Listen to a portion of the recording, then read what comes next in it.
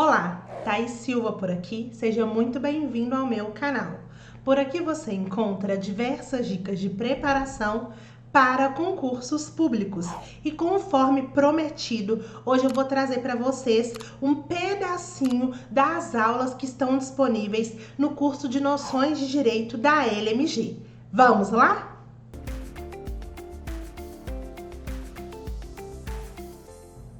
Então, pessoal, hoje eu trouxe aqui para vocês a explicação e uma apresentação sobre o curso de Noções de Direito da LMG. Eu trouxe há mais ou menos uma semana a indicação desse curso para vocês e muita gente me questionou. Quais foram os questionamentos mais frequentes que eu recebi? Primeiro, quais eram as disciplinas que estão contempladas? Eu tinha colocado na descrição do vídeo do YouTube, mas nessa apresentação aqui eu vou mostrar quais são os tópicos contemplados. Uma outra coisa que me pediram é se tinha como trazer um pedacinho da aula para vocês terem noção. Eu consegui e eu vou trazer aqui um pedacinho da aula de processo legislativo do Estado com a professora Daniele e consegui também um pedacinho da aula do professor Nuno, que dá aula de teoria geral do Estado. Eu acho que é importante trazer para vocês, justamente para vocês entenderem mesmo a didática do professor, entender como é que está sendo contemplado. Eu tive esse cuidado de ver algumas aulas, separei alguns trechos para colocar aqui para vocês e vai rodar aqui nesse vídeo. Mas de antemão gostaria de mostrar a apresentação para evitar dúvidas, tá? Então aqui é o curso online, estude com quem já passou. Aí aqui tem a explicação do curso, eu não vou ler, mas essa apresentação está disponível. Quem quiser é só me pedir no WhatsApp. Eu vou deixar também nos grupos de WhatsApp da LMG também para facilitar. Então isso aqui é uma explicação do curso, como está sendo ministrado. O diferencial é o corpo docente qualificado, tem consultores parlamentares concursados da LMG, que é a professora Daniele, o professor Bruno, que é professor de constitucional, abordagem dos conteúdos direcionada de forma específica para o concurso da Assembleia. Eu acho que esse aqui para mim é o principal diferencial. Toda vez que eu venho aqui e trago uma indicação para vocês, eu venho justamente pensando no que de fato vai atender, não apenas ao aluno, mas também esteja fidedigno ao edital. E o curso de Noções de Direito deles está conversando com o edital de vocês. Eu acho que isso é muito importante. Não é um curso que está reaproveitando aulas, é um curso que está sendo moldado, gravado, que foi pensado justamente para esse concurso, para esse edital. Então, eu acho que isso tem que ser levado em conta. O material didático é online, é autoral, tem a apostila de exercício online, questões de concursos anteriores e questões autorais também, que são questões inéditas. O curso, muita gente perguntou se tinha teoria, se tinha questões. Então tem teoria, tem correção de provas antigas e tem exercícios por assunto. Esses exercícios por assunto são autorais. Então tem tudo que você precisa para a prova de noções de direito da LMG aqui da FUMARC. Quais pontos estão contemplados? Ponto 1, sociedade, ordem social e ordem jurídica, sociedade e Estado, Estado, origem, formação, elementos e finalidade, Estado e direito, Estado e governo, democracia e representação política. Tópico 1 da maioria dos cargos. Tópico 2, também da maioria dos cargos, Estado e Constituição, o Estado Federal e o federalismo brasileiro. Poder Legislativo do Estado, aqui vai entrar a Constituição Estadual e o Regimento Interno. Nós temos organização e atribuições, deputados, mesa da Assembleia, comissões e processo legislativo. É importante destacar que o tópico 1 e 2, quem dá aula é o professor Nuno, que é um professor que tem muita experiência, uma vasta experiência. Eu devia ter trazido o currículo aqui para vocês terem dimensão. É uma pessoa que realmente tem uma expertise fora de série, um conhecimento. Vocês vão ver um pedacinho da aula, vocês vão entender. Ele nessa aula que eu vou mostrar, no início ele fala da experiência, mas eu cortei essa parte. Mas assim, uma pessoa de referência. E a professora Dani, que é a professora que trabalha na Assembleia como consultora do processo legislativo, que trabalha com regimento interno todo dia, que passou inclusive pelas alterações que tiveram no regimento em 2015, então está super afinada com o que é desenvolvido dentro da casa em relação ao processo legislativo como um todo.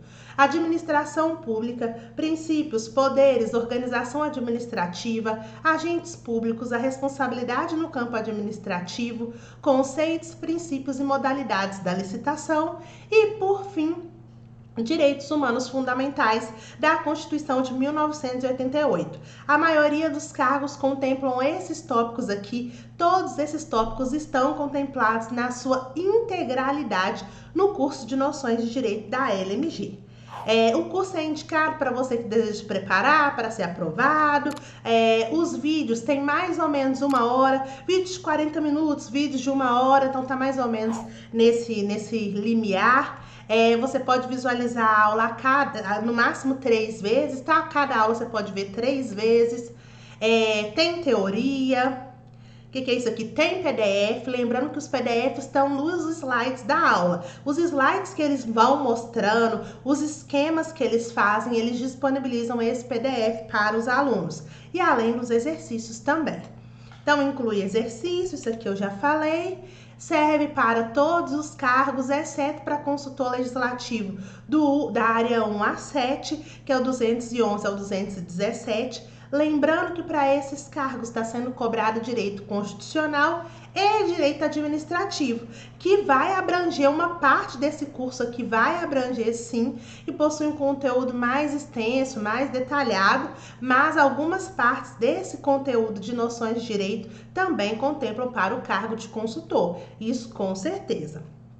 O valor do curso é R$ 618. Muita gente me questionou disso. Eu preciso dizer que esse curso não é meu. Eu estou indicando esse curso para vocês. Por que é que eu estou indicando? Porque eu confio nos professores e porque eu vi que o curso realmente está contemplando o que está no edital.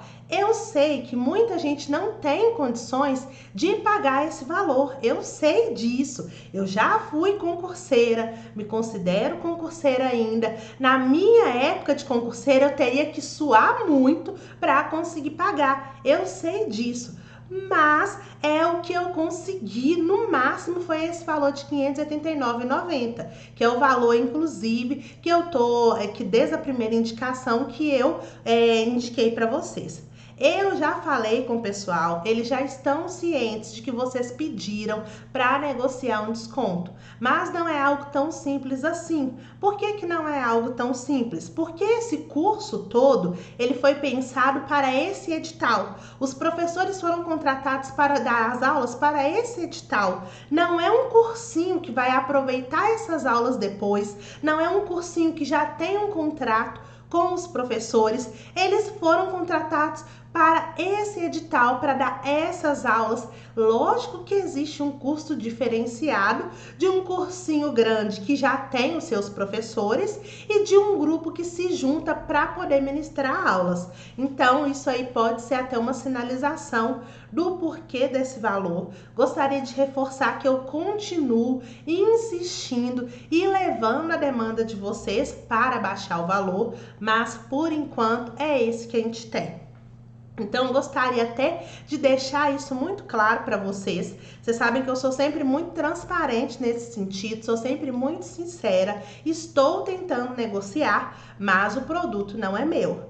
De toda forma, eu gostaria só de reforçar que eu entendo que é um investimento importante sim. Até porque se eu não entendesse que é um investimento importante, que faz sentido, eu não traria aqui para vocês. Eu estou dizendo que essa parte de noções de direito pode ser um diferencial, porque eu tô vendo muito cursinho por aí abordando essa parte de forma equivocada. É uma forma de você sair na frente, é uma forma de você estudar o edital de forma correta. Então, se você tem condições, talvez vale a pena você avaliar e investir em algo que pode te trazer um retorno muito maior. Um salário da Assembleia, independente do seu cargo, paga isso aqui tranquilo, você nem viu. Então, eu acho que cabe sabe avaliar, cada um sabe suas condições. Uma pessoa falou assim: ah, você tá querendo me falir. Jamais, não tô querendo falir ninguém. Não estou aqui trazendo indicações porque vocês me pedem indicações. Então, se for pertinente para você, o valor para os meus seguidores é R$ 589,90. Tem link aqui embaixo na descrição. Nessa apresentação aqui que eu vou disponibilizar, tem o link aqui também do cartão de crédito, pode clicar. Assim que efetuar o pagamento, só me mandar o comprovante que eu já vou pedir o pessoal para poder fazer a liberação de acesso. Não tá demorando nem 10 minutos, a liberação é muito rápida, você vai ter acesso à plataforma com todas as aulas de todos esses tópicos que eu passei aqui, que são os tópicos que estão contemplados para vocês na parte de noções de direito da LMG. Gostaria de aproveitar agora para poder passar para vocês um pouquinho das aulas. Agora eu vou passar um trechinho da aula da professora Daniele, que dá aula de processo do Poder Legislativo do Estado, com a parte da Constituição Estadual e de Regimento Interno. Então, eu vou passar um trechinho da aula. Na sequência, vem a aula do professor Nuno sobre a primeira parte de sociedade, ordem social e ordem jurídica, para vocês conhecerem, tá bom? Então, vamos lá, eu espero que você goste.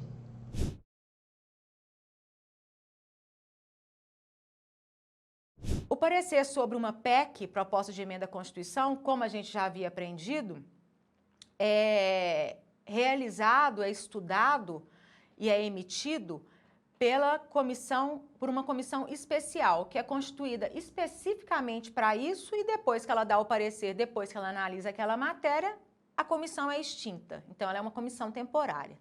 O prazo para emitir o parecer sobre a proposta de emenda à Constituição que a comissão tem é de 40 dias. As PECs, elas tramitam em 2 turnos e tem que haver entre um turno e outro um intervalo de 3 dias.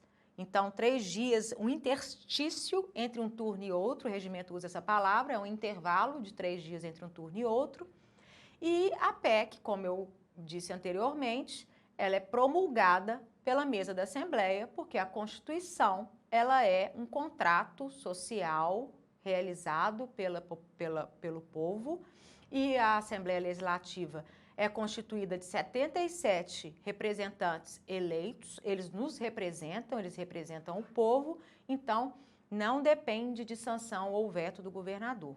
A PEC é aprovada por 3/5, 48 votos dos deputados, é um quórum razoável, para 77 é um quórum grande. Então, 48 deputados dizendo sim a uma proposta de emenda à Constituição, aí a Constituição é emendada e é promulgada pela mesa da Assembleia Legislativa do Estado. Em relação ao veto, é outra proposição do processo legislativo. O veto do governador a qualquer proposição que tenha sido enviada a ele para sanção ou veto, para sua apreciação. Os artigos 222 e 223 do Regimento Interno dispõem sobre os procedimentos relativos ao veto do governador. O veto do governador, ele pode ser total, então o governador não concorda com toda a proposição de lei encaminhada a ele, feita pela Assembleia Legislativa e encaminhada a ele, então ele veta ela toda. O veto pode ser parcial. O que é um veto parcial? O governador vai vetar somente o texto integral de um artigo, de um parágrafo, de um inciso, de uma linha ou de um item. O que significa texto integral de um artigo, de parágrafo, de inciso, de alínea ou de item? Então, o texto integral desses dispositivos.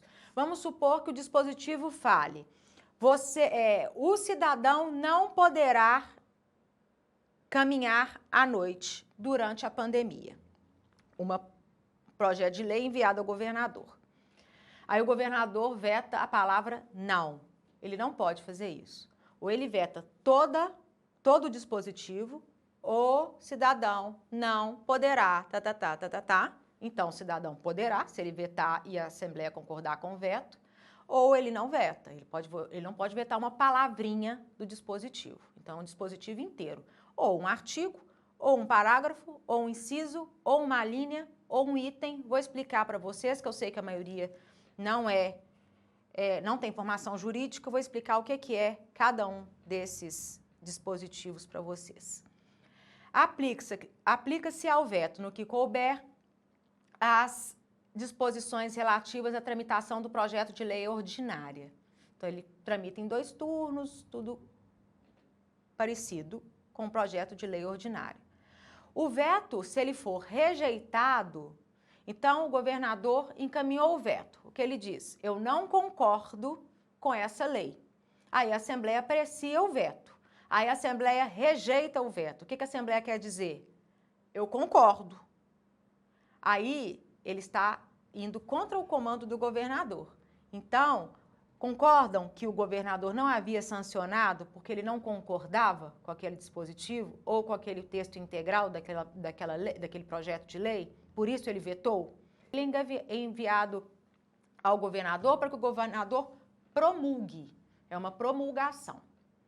Uma comissão especial também para apreciar o veto, como na PEC. O prazo para a Assembleia apreciar um veto é de 30 dias e se ela não manifestar após o dia que o governador encaminha o veto, após recebido em plenário, após designado presidente e vice-presidente da comissão, após 30 dias, esse veto vai sobrestar a pauta do plenário. O que é sobrestar a pauta do plenário? Ele vai ficar lá na pauta do plenário, lá em cima, e nada vai ser deliberado na Assembleia enquanto a Assembleia não deliberar sobre aquele veto. Não aprová-lo ou rejeitá-lo. Fica lá sobrestando a pauta do plenário e o veto passa a tramitar em turno único. Então, se ele tramita em 2 turnos, após 30 dias, ele vai para o plenário automaticamente, mesmo sem parecer de comissão, se a comissão perdeu os 30 dias, não deu o parecer, vai para a pauta do plenário, a não ser projeto que a gente vai aprender lá na frente, em outras aulas, umas 2 aulas daqui para frente, projeto de iniciativa do governador gravado com regime de urgência, que entra antes. Mas o veto sobresta a pauta do plenário e passa a tramitar em turno único. E para rejeitar um veto, é necessária a maioria absoluta. 39 deputados devem dizer não ao veto. Se eles votam não ao veto, eles rejeitam o veto. Se eles votam, 39 votam sim ao veto, eles mantêm o veto do governador.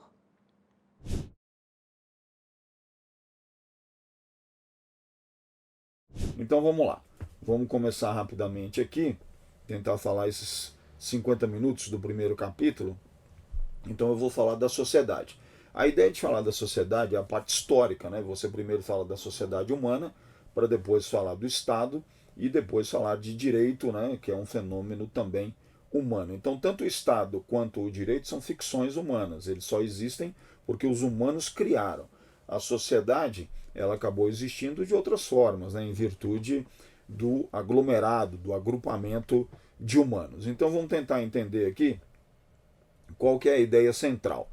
A teoria da origem da sociedade. Então existem várias teorias, nós vamos tratar de várias delas, né? Aqui eu trouxe as 2 principais, que são aquelas que têm destaque no livro do Dallaire, os naturalistas e os contratualistas. Os naturalistas eles vão se misturar também um pouco com a teoria histórica, vão se misturar também com a jus naturalista, mas aqui o importante é focar nestas 2, naturalistas e contratualistas. Então, os naturalistas entendem que a sociedade é produto da conjunção de um simples impulso associativo natural e de cooperação da vontade humana. Tentem entender. O que eles querem dizer é que os seres humanos, por uma tendência instintiva de sobrevivência, acabaram se agrupando.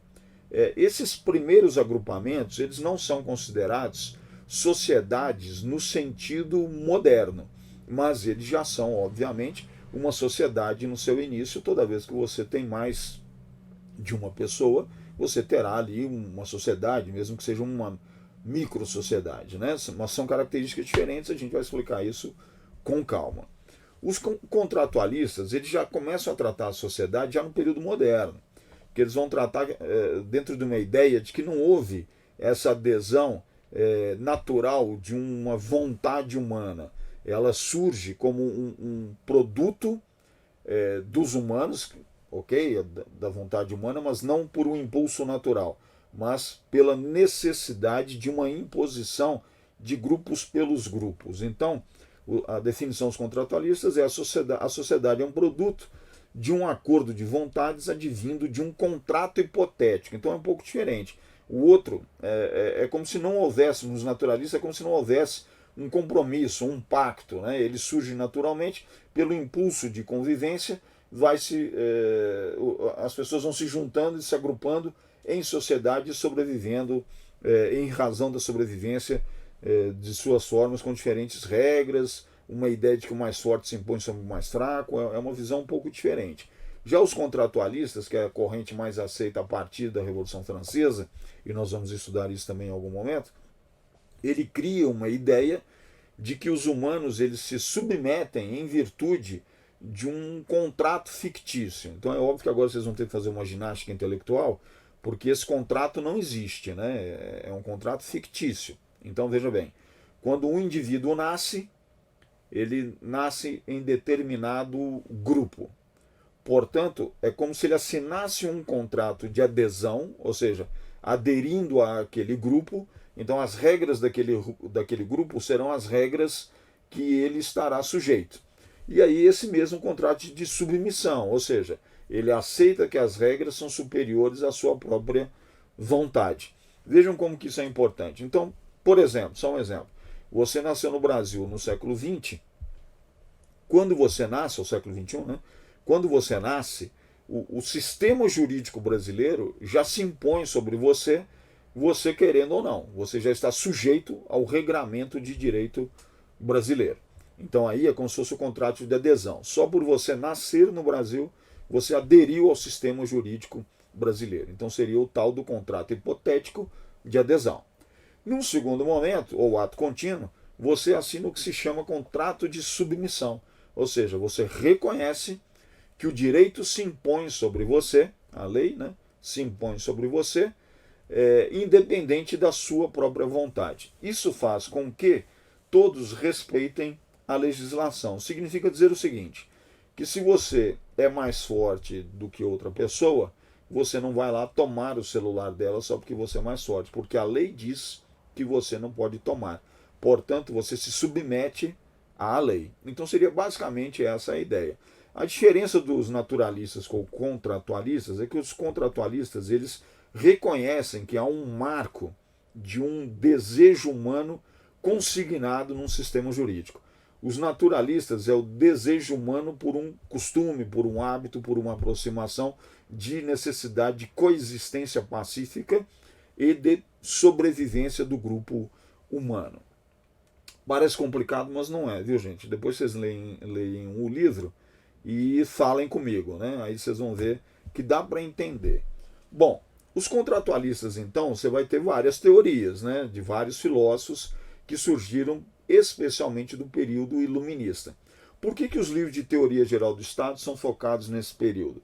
Porque o conceito de Estado, embora ele possa alcançar a antiguidade, mas ele está muito em voga a partir do século XVI, que é quando surgem as teorias iluministas, né? Século XVII, XVIII, é nesse período que a ideia de Estado surge muito fortemente. Antes do Estado surgiu a ideia de sociedade, então havia necessidade de debater-se sociedade para, num segundo momento, se debater o Estado. Aqui eu trouxe apenas 3 dos principais pensadores do período, Hobbes, Montesquieu e Rousseau. O Hobbes tinha a ideia da necessidade do poder superior ao poder dos homens para mantê-los controlados em sociedade. Então o Hobbes tinha esse conceito de que o homem tem uma natureza má. E em virtude dessa natureza má, o mais forte se impõe sobre o mais fraco. Então é sempre a ideia de que a vontade do mais forte se impõe. Para que esse mais forte não haja somente com a força, ele precisa sentir sobre ele uma força maior. Então, o que seria essa força maior? O Estado. Então, ele até defende um poder absolutista, né, em determinada medida, na ideia de que o poder absolutista de um rei vem de uma justificativa divina, portanto o rei se sente submisso a um Deus e os homens se sentem submissos a um rei. Aí a sociedade se manteria controlada. Ou seja, um homem sem regras, ele vai se impor através da força sobre os mais fracos. O conceito de mais fraco aqui para os homens é um pouco diferente, né? Porque às vezes o mais inteligente não é tão musculoso, mas tem subterfúgios para se impor de alguma forma, né? Então o conceito aqui básico de Hobbes é de que o homem é mau, portanto ele precisa de uma força superior a ele para se manter controlado, né? Montesquieu já entende um pouco diferente. Também analisando a sociedade em estado de natureza, ele entende que o homem é bom e que a sociedade é que o corrompe. E aí fica sempre essa pergunta, mas como se o homem é bom, a sociedade é má? É porque Montesquieu justifica dizendo que são as necessidades extremas que fazem com que o homem haja de forma puramente instintiva e eventualmente violenta. Mas ele já faz um conceito diferente, né? Ele entende então que os homens são bons, têm um propósito coletivo e que a unidade seria da essência humana. Aí assim, eu não quero aprofundar, tá, gente? Fazendo uma menção, inclusive, a uma fala de Platão na República, de Aristóteles, a ideia de que os homens são essencialmente animais sociáveis, ou seja, o homem viverá sempre em sociedade. Se ele não viver em sociedade, ele é menos do que homem, é animal, ou ele é mais do que homem, ele é Deus, deuses, né? Mas se viver em sociedade, homem será. E se homem for em sociedade, viverá.